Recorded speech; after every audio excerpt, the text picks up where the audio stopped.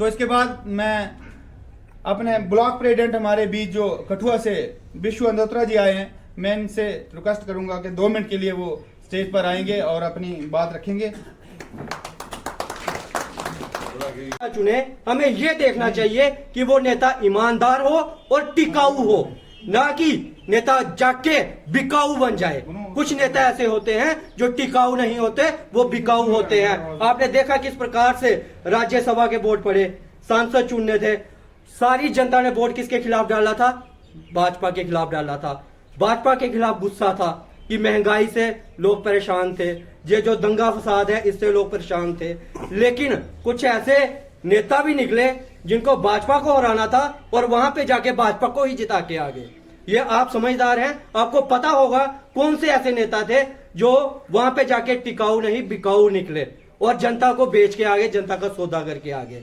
और जो ये सौदा करेंगे और यहाँ पे आके दलीलें देंगे कि हम बड़े ईमानदार हैं, ऐसे नेताओं से हमें बचना चाहिए। और अपने बच्चों के भविष्य को लेकर जो है हमें आगे का जो रोड मैप है वो तैयार करना है। हमें ये एक मात्र कांग्रेस ही ऐसी पार्टी है जिसने हमेशा हर वर्ग के बारे में सोचा, चाहे वो एक छात्र की बात कर लो, बच्चे की पढ़ाई, राइट टू एजुकेशन जो है वो कांग्रेस पार्टी ने लाया था कि हर बच्चे को समान शिक्षा का अधिकार दिया जाएगा। किसी भी बच्चे के पास अगर फीस के पैसे भी नहीं है, उसको भी पढ़ाई करने का उतना ही अधिकार दिया जाएगा जितना उस बच्चे को दिया जाएगा जिसके पास सारा कुछ है। फिर अगर गरीब ये बात की जाए, right to food safety act ये दिया राशन के लिए, तो इसको भी कांग्रेस ने लाया कि कोई भी गरीब ऐसा ना रहे कि जो भूखे पेट सोए, उसके लिए भी कानून लाया। ढेर सारे ऐसे कानून लाए जिससे आम जनता का भला किया जाए। लेकिन कुछ सालों से ये जो निकम्मी सरकार इस समय सत्ता में है, आपने देखा कि कौन सा कानून है जो जनता के हक में लाया। अगर किसानों के लिए कोई कानून लाया तो किसानों को विरोध करना पड़ा उस कानून का।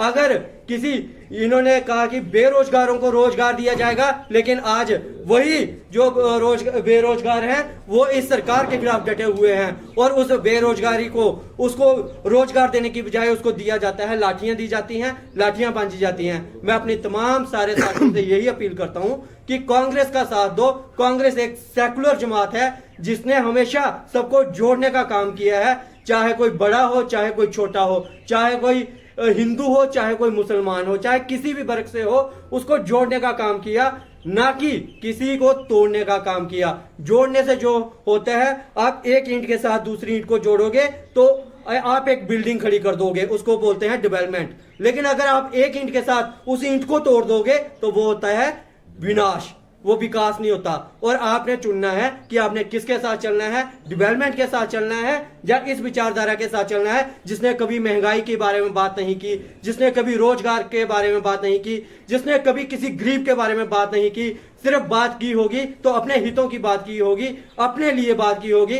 पिछले दिनों जो त्रासदी हुई, मैं ये चाहता था कि यहाँ पे हमारे लोगों को जो है जिनको नुकसान हुआ है उनको कम से कम 10-10 मरले जगह देनी चाहिए थी, क्योंकि वो उनका हक बनता था कि अगर किसी को अपने घर से वो बेघर हुआ है तो सरकार किसके लिए होती है? सरकार इसी दिन के लिए होती है कि अगर किसी को ऐसी आपदा आ जाए तो सरकार का फर्ज बनता है, दायित्व बनता है कि कंधे से कंधा मिलाकर उस आदमी के साथ खड़े हो और उसको इतना मजबूत करे ताकि उसको ये एहसास ना हो कि मेरे पे कोई आपदा आई है। लेकिन इन लोगों ने, इन बेशर्मों ने वायदे किए थे तो एक एक कंबल और एक एक वो देके ये कौन सा भला कर रहे हैं? ऐसा काम तो हमारी कई सारी एनजीओ हैं जो ऐसे ही काम करती हैं, लेकिन ये नेता इसलिए नहीं जिताए थे। इन नेताओं को करना चाहिए था उस जनता के लिए काम, उनको 10-10 मरले जगह देनी चाहिए थी। अगर किसी का फाइनेंशियली नुकसान हुआ था उसको फाइनेंशियली मदद देनी चाहिए थी। अगर किसी बच्चे की पढ़ाई प्रभावित हुई थी उस बच्चे की मदद करनी चाहिए थी। मैं बनी की जनता से ये माफी मांगता हूं क्योंकि आज कांग्रेस पार्टी जो है सत्ता में नहीं है, इसलिए मैं माफी मांग सकता हूं। लेकिन जिस दिन कांग्रेस पार्टी सत्ता में आएगी, हर एक इंसान के साथ जो है इंसाफ किया जाएगा और सबके साथ जो है मिलकर काम किया जाएगा। जय हिंद, जय भारत।